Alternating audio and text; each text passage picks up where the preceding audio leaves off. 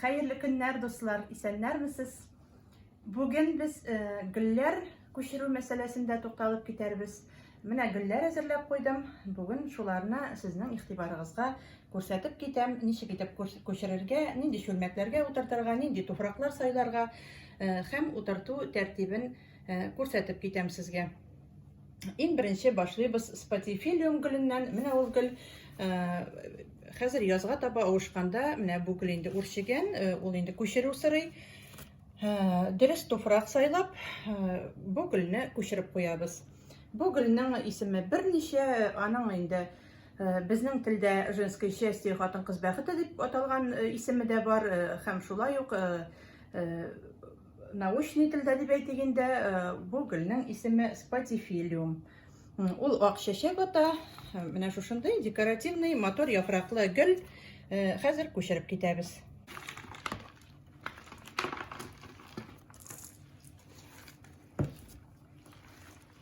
Гөл инде үрчегән. Хәзер инде без аны билгелибез.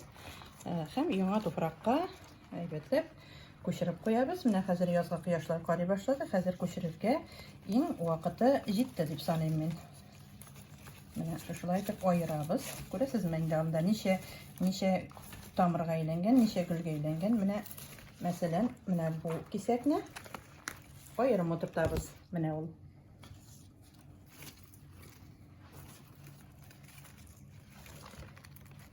Тагын бер бүлемгә бүләбез.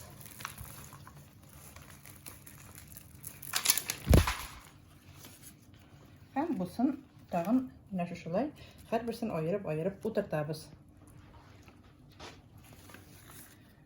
Иске туфракны инде без хәзер башка кулланмыйбыз. Бу инде живая земля дигән, һәм бу сыйны гади торфлы туфрак. Моның үзенә генә утыртырга ярамый, бу гөлләрнең тамырларын яндыра.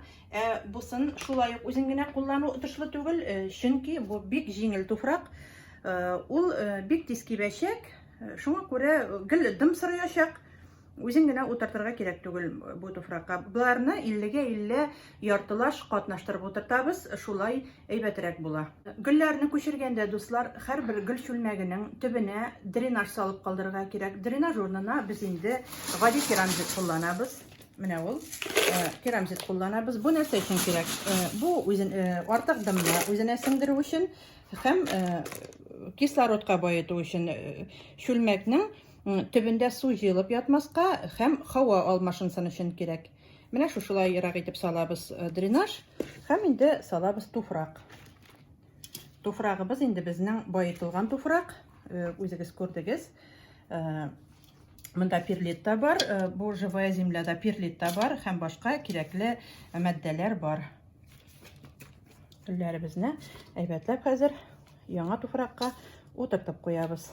Чүлмәкләрне бик зорны сайламыйбыз.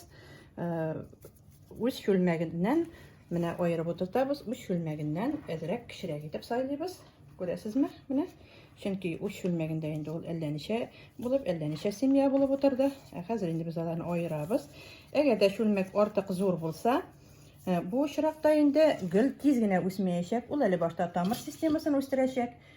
Шуннан соң гына яфраклар чыгарып, чәчәк ату өлешенә керешәчәк. Шуңа күрә артык зур чүлмәкләр сайламагыз гөлләрне утыртканда.